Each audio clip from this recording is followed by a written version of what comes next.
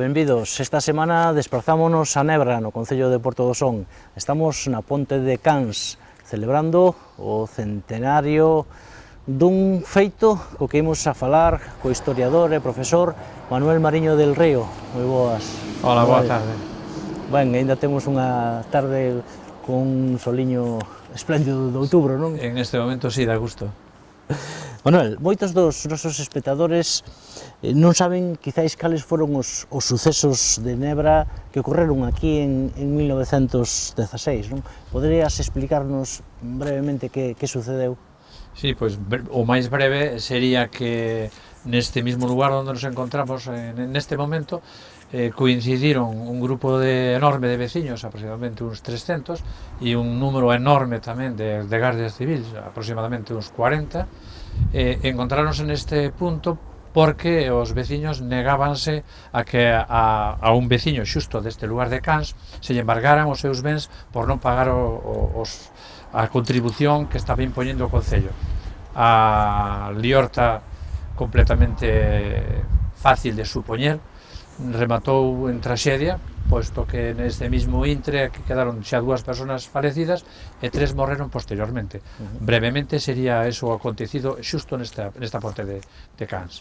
A semana pasada sae do prelo os tráxicos sucesos en Cans, Nebra, 1916, 100 anos na lembranza da túa autoría que presentaches aquí en Nebra, non? Efectiva. De que trata o libro? Pois o libro trata polo miúdo os feitos que acabo de referir, o que pasa que situar o día 12 de outubro o que pasou aquí na ponte sin saber o que pasou o ano anterior, incluso os anteriores, ver cal era a cuestión de fondo e os problemas de onde viñan, pois casi obrigaba necesariamente a explicalo e mesmo tamén a partir do día 12 as consecuencias que puido traer.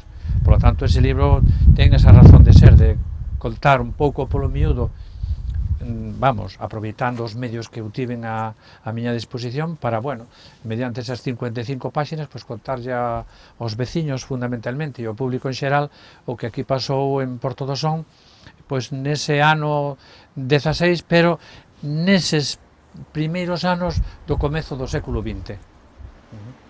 Celebráronse, como dicíamos a semana pasada, aquí en Nebra, no local veciñal da Comunidade de Montes, unhas xornadas para falar do centenario desta traxedia, non? 1916-2016. O seu artífice é un home daqui, Paco do Martelo. Sí, coñezo. Empezaron hai uns anos a facer unha lembranza simbólica neste mesmo lugar con unha colocación dunhas flores e a partir de aí parece ser que decidiuse continuar ano tras ano ata chegar a este que, bueno, dada as súas características de ser o 100 aniversario, pues, digamos que se fixo unha actuación un pouco máis ampla no sentido de que a marxen da homenaxe de unha misa que habitualmente se facía cada ano, pues, programouse un debate, unha mesa redonda nun sábado anterior, unha presentación do meu libro tamén noutra data e finalmente pois unha camiñata cara de Nebra cara a Ponte de Cans e aquí ter o acto final celebrado pois eso como habitualmente se fai, é dicir, unha concentración e lóxicamente unhas pequenas palabras de lembranza na que evidentemente o veciño Paco do Martelo pois tivo e ten moito que dicir. Unhas xornadas nas que Nebra estuvo no cumio da noticia, no cumio das novas tanto nacionais, tanto do Barbanza, nacionais e incluso internacionais. Sí, estou completamente de acordo. Eu ainda o comentaba esta mañá na miña casa, é dicir, non salín tanto na prensa na miña vida, precisamente por estes feitos, é dicir, este ano penso que motivado polo 100 aniversario, creo que hai un despliegue de noticias ao respecto, houbo durante todos estes días pasados, que, bueno, realmente vemos como hai sensibilidade co tema e o feito en sí, pues, suscita pues, o saber máis, e de aí creo que ten cabida un libro como o que eu escribí, non? É dicir, darlle ao público, pues, algo máis porque a nivel oral todos coñecíamos, é dicir, os nosos devanceiros sempre nos foron dicindo os sucesos de Nebra, pero pouco máis sabíamos, que houbera aquí unhas mortes, pero non había ningún antes, ningún despois. Sabíamos dese feito puntual. Agora, afortunadamente, imos ter, penso que, elementos para a crítica, para o pensamento e, sobre todo, para a lembranza.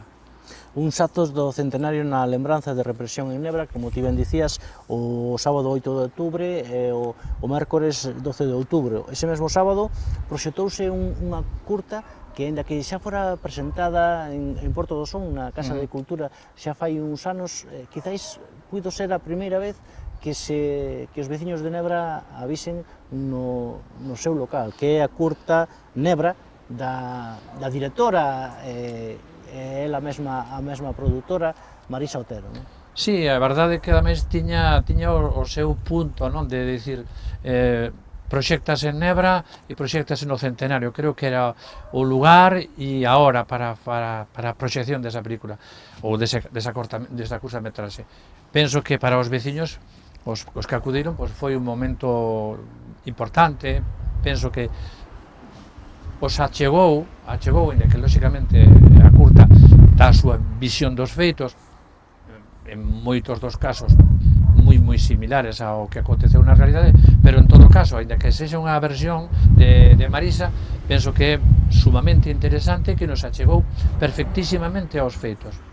Por Nebra tamén pasaron profesores de universidade, como poido ser Uxío Breogán Diéguez, que veio a falar sobre o mesmo tema, a relación das mortes de cans con outros sucesos similares que apareceron en Galicia nesas datas. Sí, efectivamente, como apuntas, fixo referencia que os feitos de Nebra non foron un feito illado, senón que foron froito de unha sucesión de sucesos espallados por toda Galicia.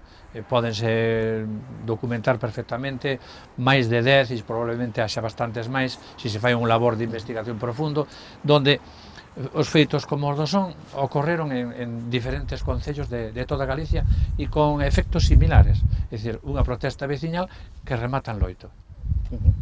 Acompañada por Uxío Breogán estivo María Xosé Vázquez Lojo, outra historiadora e profesora que ilustrou moi ben tamén os feitos que aconteceron, non? E xa no mércores 12 de outubro houve unha misa, a propia presentación da que imos a falar agora de Manuel Mariño del Río, esa ofrenda floral con Paco de Martelo, que dicíamos que foi o artífice que comezou esta homenaxe, empezou a partir del empezaron os veciños a oír falar máis daquilo que se tiña agochado nas casas, non? Sí, eu penso que xustamente ata a data que creo que está aí, non recordo, pero o 1 me parece que pon, sí, coñecíamos que en Nebra houbera uns sucesos, houbera un acontecido que rematara cunha serie de mortos, pero un pouco máis sabima, un pouco máis se soubo e pouco máis se profundou tampouco. Entón, ata este momento, onde xa apareceron na prensa pequenas reseñas do acontecido, un resumen de unha páxina, dúas páxinas, que, bueno, máis ou menos nos foron situando.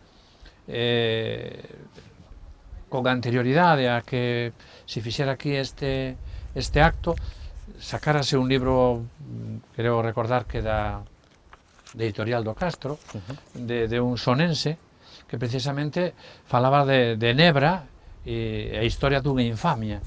É dicir, relataba os feitos novelado, pero, bueno, penso que foi o primeiro achegamento en profundidade que se fixo sobre as mortes en Cans. Eu retomei aquel fío, non de maneira tan extensa nin novelada, sino que me ceñín escuetamente aos feitos, con un antes e un despois, e creo que o meu libro continúa un pouco a línea que el nos deixou hai xa moitos anos. Esa figura, Xerardo Díaz Fernández, ese libro saído do Prelo alá no ano 88, non? Canto lle debe Nebra a Xerardo Díaz? Sí, pois, como dicíamos, Xerardo Díaz foi o que principiou e, en certo modo, o que nos deixou ese legado. E eu creo que como elemento de referencia foi en aquel momento pois un boom, foi poñernos cos ollos abertos ante unha situación que para nós era un tema prácticamente tabú, ninguén quería falar, incluso a día de hoxe hai moi pouca xente que se quera chegar ao tema con naturalidade, acontecementos duns feitos tristes e lamentables, pero que non deixan de ser unha parte importantísima da nosa historia. E precisamente o outro día, na presentación do libro, pois comentaba precisamente isto, é dicir, a historia non só son actos a veces positivos, a veces de relevancia, que deberían ser contados, pero por desgracia, a historia tamén se compón de moitísimos elementos negativos, trágicos, dolorosos, e creo sinceramente que o de Nebra pois estaría nese grupiño de 4, 5, 6 detalles negros da historia máis menos contemporánea de Portodosón. Nesa homenaxe floral tamén estiveron membros do propio BNG local, como membros do BNG nacional, que sempre todos os anos lle fan unha homenaxe tamén aos mártires ou mortos daqui de Cans, e tamén estivo outro historiador, non? Francisco Leira, que dixo algunhas novidades. Sí, dixo algunhas novidades porque penso que afortunadamente para os que se dedican á investigación pois podería nun futuro non moi lonxano pois sorprendernos con algunhas novas ao respecto. Ela foi apuntando tamén e fixo certos paralelismos con outros feitos similares, con problemas de tipo agrario que estaban sucedendo neses anos, e que ese, digamos que agromar das reivindicacións dos labregos, pois, en algúns lugares donde había pois eso, un pulo importante de algunha asociación, como foi o caso puntual de Portodosón, pois a xente estaba como máis concienciada. Había outros sitios pois que, bueno, non había estes colectivos, pero afortunadamente aquí, tanto en Nebra, que a Liga Agraria, ou en Portodosón, que a Protección Obreira, pois había un sentir general de que algo estaba pasando, que os arbitrios non se podían pagar e que o Concello se dedicaba a desfalcar por un lado e polo outro. Eso quizás habería que deixalo claro para que os espectadores saiban por que protestaban os campesiños e mariñeiros de Portodosón e concretamente os de Nebra, para que saiban por que a Garda Civil disparou sobre e matou a esas... O Concello de Portodosón viña arrastrando débedas prácticamente desde o comezo de século. Mesmo é moi probable que esas débedas estuveran recoñecidas a nivel escrito, en documentación, que posteriormente, aproximadamente nos comezos do mes de xaneiro do ano 1907, nun incendio presumiblemente provocado, según as fontes, polo propio secretario que o incendiou, e logo a continuación estamos aí, nese dilema, si se suicidou ou si o envelenaron con arsénico. Entonces, o propio secretario do Concello. Efectivamente, é dicir, que todo xiraba alrededor deses papéis, aproximadamente o equivalente a 12 anos, desapareceron porque unha das instalacións do Concello ardeu, e ademais reconoceuse públicamente na reunión que tiveran no Concello días despois, prácticamente a finais, quero relembrar, donde recoñecían que efectivamente houbera un incendio, donde se queimou a documentación, donde estaban, pois, lóxicamente listados e bueno, toda esta serie de obrigas ás que querían obrigar aos veciños. Independentemente que ardera ou non ardera, eso continuou no tempo, un ano tras outro, a débeda iba medrando e non se lle ocurría a mellor idea de que foran os propios veciños quenes pagaran esas débedas. Entón, claro, foi, digamos que ano tras ano, intentándose en vano solucionar o insolucionable, é dicir, pediuse axuda á Diputación, lóxicamente presta cartos con uns intereses e a débeda foi medrando, de unhas 15.000 pesetas pasouse a 30.000 en moi pouquiños anos, co cual chegouse un momento que foi xusto en xaneiro do ano 16, cando xa se fixeron unhas listas e xa prácticamente iban a obligar veciño por veciño a que se fixeran cargo deses arbitrios extraordinarios para deixar o Concello sen débedas. A oposición donde máis repercusión tivo foi precisamente na parroquia de Nebra.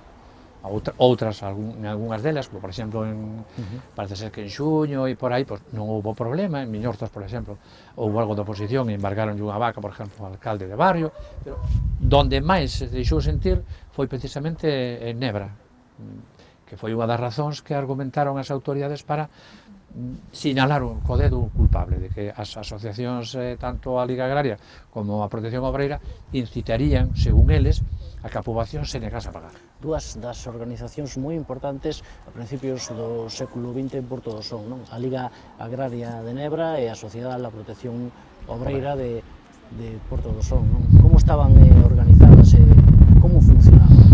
Pois funcionaban, en aquel momento funcionaban ben, e en aquel momento tiñan un colectivo e unha masa social que os respaldaba. A Protección Obreira en Porto do Son, digamos que controlaba máis a situación a nivel do mar, loitando e defendendo os intereses dos seus asociados. Quen máis representaba a nivel agrario era a Liga Agraria precisamente de Nebra. Había outras espalladas por todo o Son de menor importancia e que, digamos que non foron quen de aglutinar esta protesta veciñal. Sin embargo, en Nebra sí se produciu, é dicir, a Liga Agraria conseguiu que os veciños fixeran frente común. En eso tamén colaboraron grandemente os da Protección Obrera. De feito, os mítines en moitísimos dos casos eran paralelos, feitos con dirixentes de ambos os dous grupos, e facendo ademais manifestacións e facendo actos multitudinarios, ás veces incluso, algún deles, hai constancia que se fixera nunha praza de touros que houbera en Porto do Son de maneira provisional durante uns anos, que unha persoa arrendou unha parcela en Santa Irene e deixou unha praciña de touros onde se facían espectáculos taurinos, e mesmo ali, subidos a un taburete, os dirixentes de ambos os dous grupos se dirixían a unha masa que a veces se xuntaban 300, 400 veciños, e froito de todo este ir e vir, porque non é un día nin foron dous. Estábamos tendo no último ano, no ano que aconteceron os feitos, estábamos falando aproximadamente de case unha reunión multitudinaria por mes. Estaba claro, algo había aí latente e en algo iba a acabar todo isto. Todo iso conta Manuel Mariño nos tráxicos sucesos en Cans Nebra, 1916, 100 anos na lembranza, que foi editado grazas a excelentísima Deputación da Coruña, non? Si, o libro tiño prácticamente rematado, a ver, a cousa de 5 anos aproximadamente. O libro estaba listo, non tiña máis que dicir, e a verdade é que me empecinei en agardar pacientemente en que chegara o ano 16 para publicalo xustamente nesta mesma data. As casualidades da vida, falando con Ángela Franco, que en este momento é diputada da provincia da Coruña, pois faleille destes feitos, faleille de que tiña un libriño sobre Nebra, e desde o primeiro momento se entregou á causa, e, bueno, froito das súas xestións, pois o libro veu a luz e estou francamente moi agradecido. Ti levas moitos traballos realizados sobre a historia e as tradicións de Porto do Son, non? Cales serían para ti, ainda que hai moitos, son moitos os acontecementos, cales serían a ti os máis importantes da historia da vila do Son? Posmo moi difícil, a verdade que me pos moi difícil, porque traballei tantos campos diferentes da historia e a cultura de Porto do Son que sería dificilísimo, pero bueno, podo che señalar sin problema ningún varios, é dicir, desde feitos lamentables, como un que referí non hai moito, sobre unha vaga de peste tremenda que houbera no ano 1598 e que deixara diezmada a población sonense a unha terceira parte. Pois logo, xa máis recentemente, temos episodios de relevancia, o que estamos referindo das mortes aquí nesta ponte de Cans, tamén penso que é importantísimo, sin dúbida ninguna, a Guerra Civil, na que neste intre me estou sumerxindo e que estou encontrando cousas moi interesantes e que penso que terá a súa razón de ser en fechas non moi alongadas no tempo. E logo tamén non podíamos esquecer, como non podía ser de outra maneira, todos os temas relativos ao mundo do mar, é dicir, desde os tráxicos accidentes a nivel de naufraxios de barcos de Porto do Son, que houve moitos ao longo da historia, algúns moi graves, como a industria que xurdiu antes, durante e despois da chegada dos cataláns, e tamén, bueno, pois me parece importante, sobre todo a nivel de historia contemporánea, o papel importantísimo que para a vila de Porto do Son e para Porto do Son en xeral, pois levou adiante pois o pósito de pescadores tanto de Porto do Son como de Portosín, que son dos da mesma época máis ou menos, e que nun momento determinado tiña unha enorme forza, moitísima máis da que podemos pensar hoxe. Aquí no Son a industria da conserva tivo moita importancia, non? A carón desas industrias de salgazón dos propios cataláns, había outras industrias. Ti deste referido algunha vez, por exemplo, a esas fábricas de roupa de augas, non? Que había aquí no Son. É curioso, ademais, o que diz da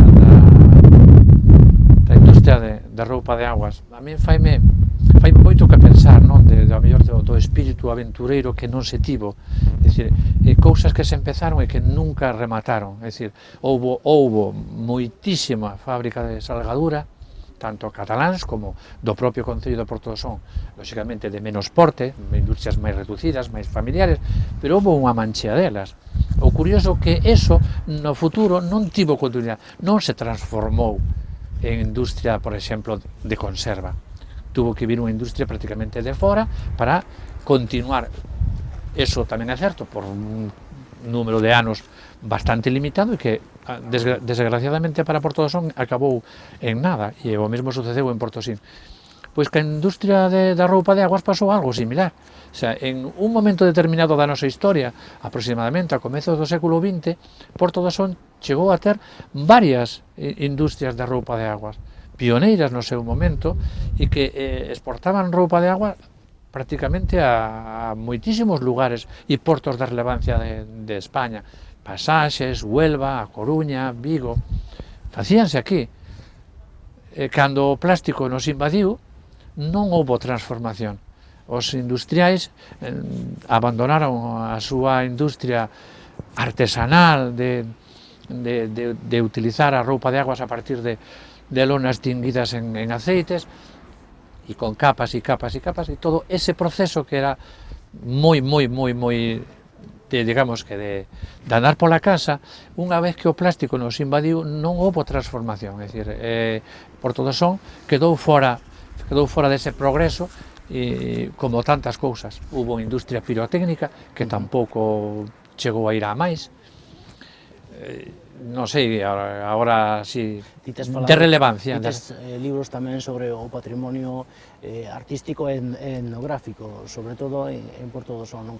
Para ti, cales serían as principais figuras ou os principais feitos artísticos e patrimoniais de Porto do Son? Hai algún que é indubidable, non? Hai moitos. O que te tes dedicado. Hai moitos.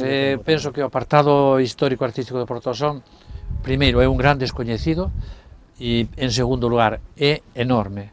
É enorme. Se nos poñemos a enumerar un por un os elementos susceptibles de facer un catálogo de elementos de tipo histórico, etnográfico, e xa sobre todo o que decimos en parcela artística, sería innumerable.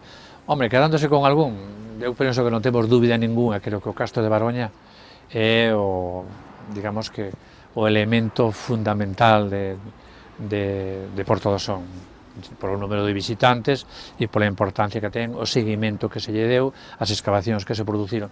Pero para min hai outros elementos sumamente importantes. Penso que a nivel Galicia, Porto do Son ten unha riqueza a nivel petróglifos extraordinaria e que constantemente está en progreso, é dicir, isto é un número de xacementos, un número de lugares que teñen algún tipo de gravados, a veces moi pequerrechiños, pero numéricamente é un número tremendo, é dicir, non podemos decir que somos un concello que temos 10, nin 15, nin 30 estacións con gravados rupestres, non, a día de hoxe estamos en 170, 75, unha barbaridade, e a máis que vai en aumento. Por lo tanto, eu non che podería dicir así, eu penso que os petróleos son importantes, o Castro de Baroña é fundamental, pero tamén temos un número de igrexas con trazas de románico, con trazas neoclásicas tamén moi interesantes, como pode ser a do Son, como pode ser a de Nebra, como pode ser a de San Pedro de Muro. É dicir, pero bueno, o que tería máis importancia desde o punto de vista histórico, por número de anos, século XII aproximadamente, pois Baroña, Queiruga, Camaño e Xuño. Unha pregunta inevitable, está ben coidado ese patrimonio en Porto do Son? Desgraciadamente, penso que non de todo o que un quixera que estivera, non? É dicir, está claro, poñer os petróglifos en valor, dificilísimo. O monte é moi grande, e probablemente non se poden atender todos, pero sí poderíamos pensar, por exemplo, en deixar 10, 15, 20, pois os máis sobranceiros, poñelos en condicións de seren visitados. Eu creo que é un patrimonio tan grande que é moi difícil de recoñecer, e a nivel das igrexas que posee Porto do Son, os máis do mismo, é dicir, fai o que se pode, a veces mal, e penso que ademais habería que en ese ser moi escrupuloso e determinar o que si deben e non deben facer, porque ás veces o que se faise mal. Hai algunhas imaxes que están moi estragadas porque se lle deron a profesionales non cualificados, entonces a veces se lle fixo un flaco favor. Mariño del Río leva xa tantas cousas investigadas en Porto do Son que a miña pregunta é que queda por investigar ou en que cousas estás a traballar? Falabas de que estabas investigando ese período da Guerra Civil na vila, non? Home, teño un proxecto moi ambicioso e paralelamente, para non, digamos que ter un plan B, por se algún día pois non me apetece, sempre teño máis cousas riba da mesa. Agora mesmo o inmediato é rematar un catálogo de petróglifos na parroquia de Baroña, porque apareceron tantos que o número aconsella telos catalogados para que non se nos perdan, nin con lumes, nin con, a veces con actos salvaxes, e incluso pues, con feitos desgraciados, porque hai veces que unha máquina pasa por riba dunha pedra porque descoñecía que esa pedra tiña gravados porque non está señalizado. Entonces, para evitarmos todo eso, queremos facer un pequeno catálogo en unha relación moi estreita coa Comunidade de Montes de Baroña, e en principio sería o proxecto máis inmediato, rematalo pronto para a ver se para o verán que ven podía estar na rúa. E o proxecto ambicioso do que te falo pois é facer a xeografía, a historia e o patrimonio de Porto do Son, que me imagino que teria que ir en 3 tomos, porque sería demasiado metelo nun, é imposible. Entón, a xeografía é doado de facer, a día de hoxe podo decirte que está prácticamente rematada, porque, bueno, os datos xeográficos non varían. A historia, a raíz de todas as outras publicacións que fun facendo, digamos que teño xa capítulos moi rematados, co cual é moi doado, como pode ser o tema de Nebra, nunha historia de Porto do Son, ese capítulo engrandecerá enormemente, digamos que o vivir dos feitos a nivel histórico. E logo todas as cousas que fun facendo a nivel de mar, se a industria, se todos os feitos de tipo relacionado co mar, pois van engrandecendo. Entón, penso que a día de hoxe teño bastante documentación para dedicarme xa en corpo e alma a facer a historia de Porto do Son, sin abandonar tamén o patrimonio, é dicir, estou tamén pouquiño a pouco, sen presa, pois investigando e catalogando elementos do patrimonio histórico artístico de Porto do Son para, digamos, que no momento determinado darlle un xeito xa, un tratamento definitivo, colocarlle pois, o típico as fotografías, e un proxecto moi ambicioso que se me vai a ir, eu calculo que moi por riba das 1000 páxinas, co cual me imagino que terá que ir en varios tomos. Eso sería a miña intención. O problema non vai a ser escribilo, se eu teño saúde e ganas, penso que o darei rematado nun prazo relativamente curto. O problema vai a ser poderlo sacar á luz, porque vai a ser bastante custoso. Ben, pois ánimo e continuemos adiante con esa historia de Porto do Son. Non quero rematar esta entrevista sen preguntarche pola situación cultural do Barbanza. Ti como historiador, como mestre, como a ves na actualidade? Crees que variou algo, por exemplo, de fai 20 anos atrás? Hombre, algo si variou. Que ocorre? Que non varía en todas as partes do mesmo xeito. É dicir, hai concellos onde a sensibilidade dos dirixentes é dunha maneira, pois lóxicamente eso reflíctese a nivel de publicacións, de actos culturais, etc.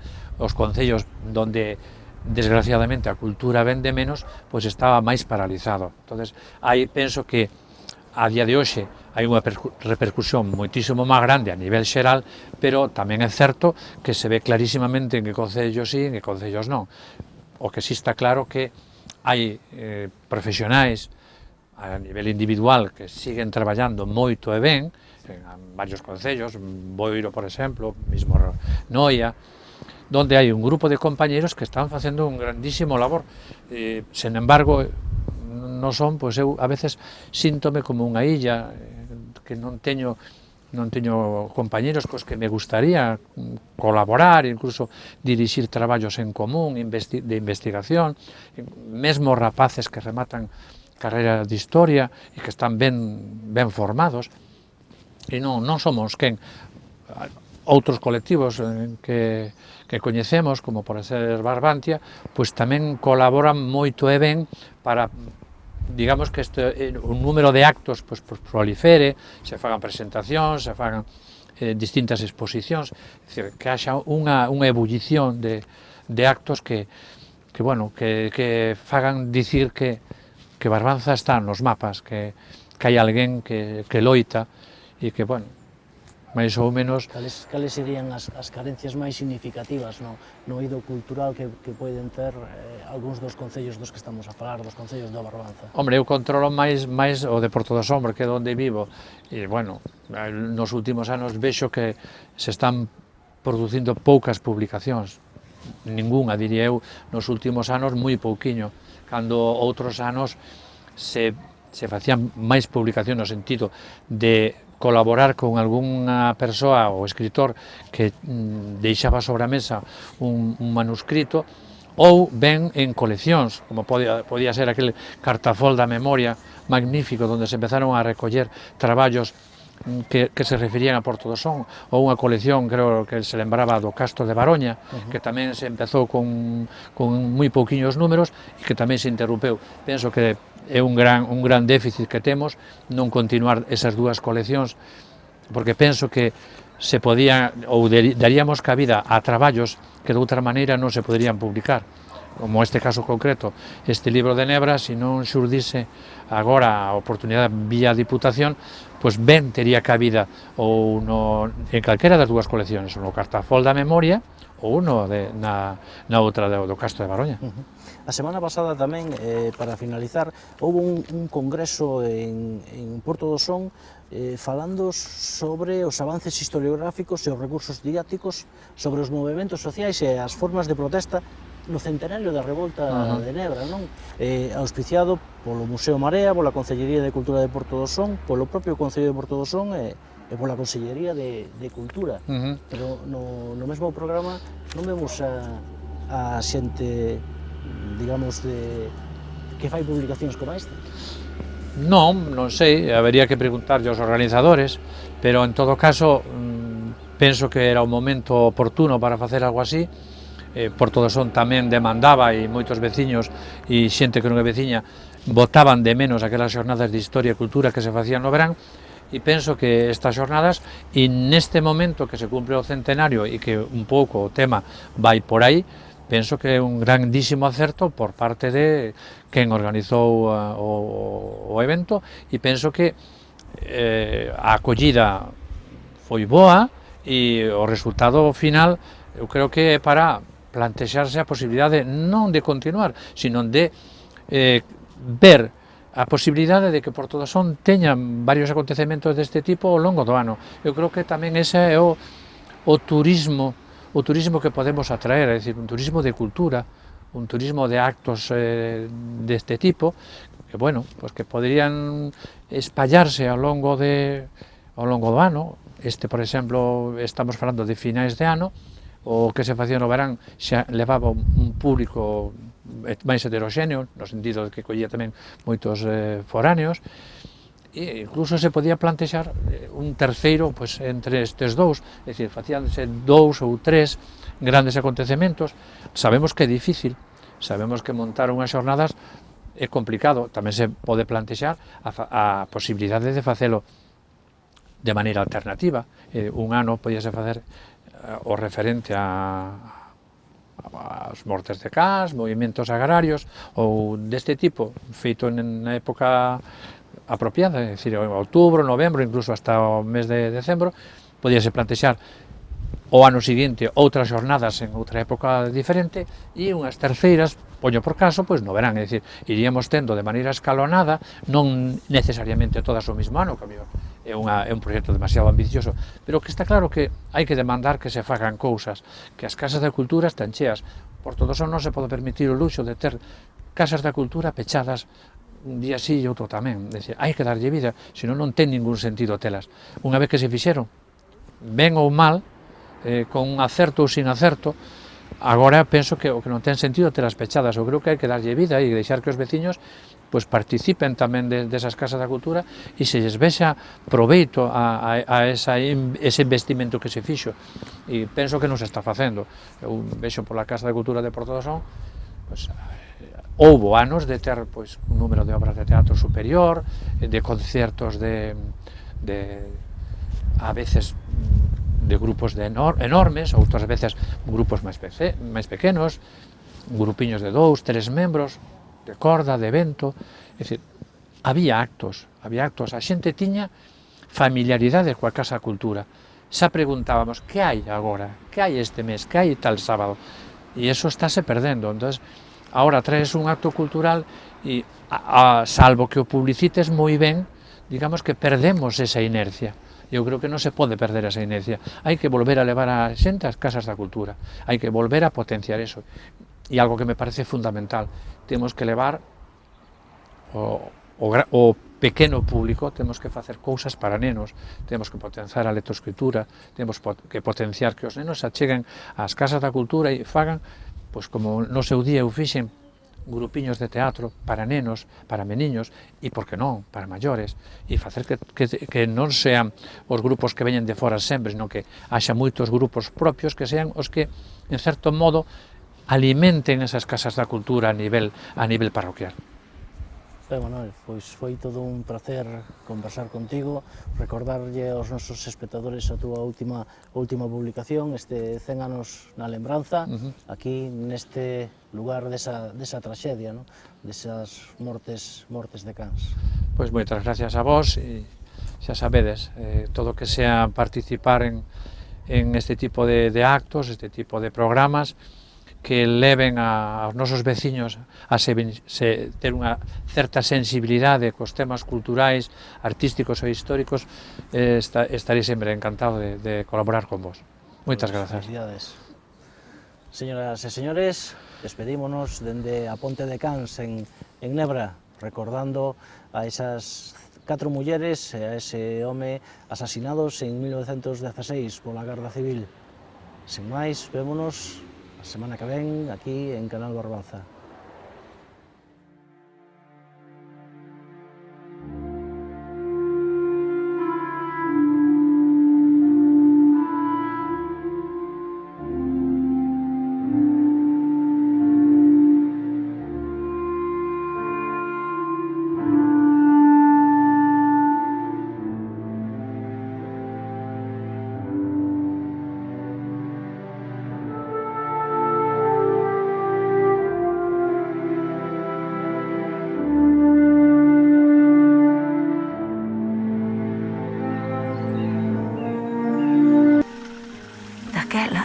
xa empezaba a organización de sindicatos. E o peor é que xa empezan a requisar. Aos de Neo levaron A Liga dúas barcas. Agraria. A Delfino de Romero. Delfino de Romero tivo que pagar cos seus cartos que tiña preparados para o barco. E están levando a Guardia Civil casa por casa.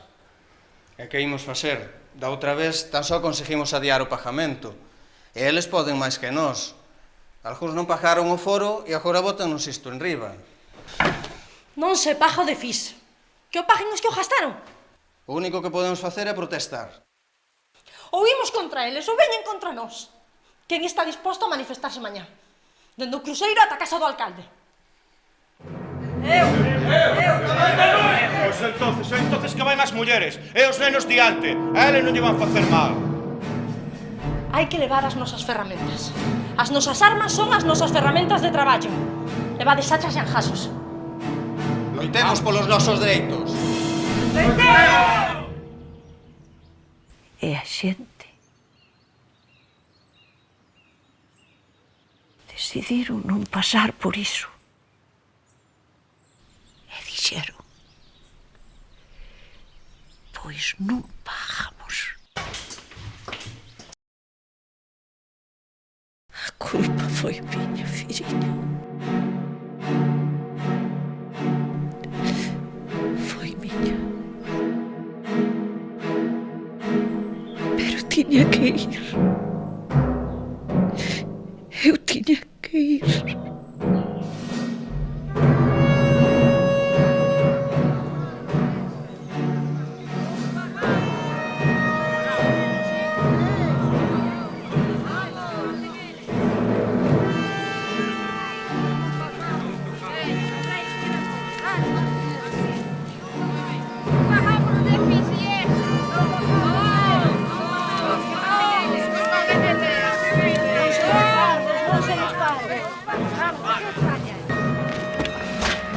Non pagamos o déficit, oíchedes? Non o pagamos. Pagámonos!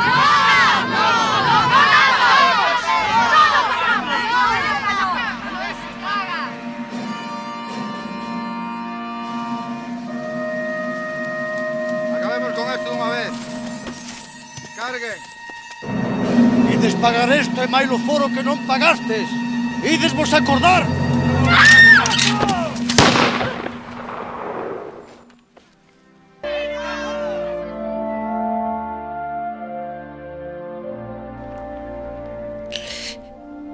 Moitos morreron.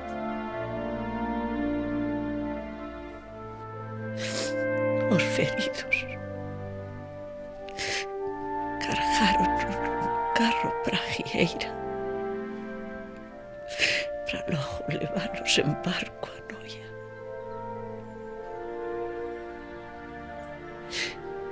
Pero ningún chegou vivo. Eles nada máis cargaron.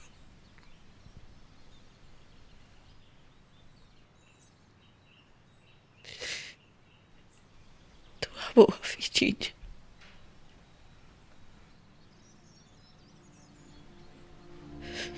morreu ali mesmo.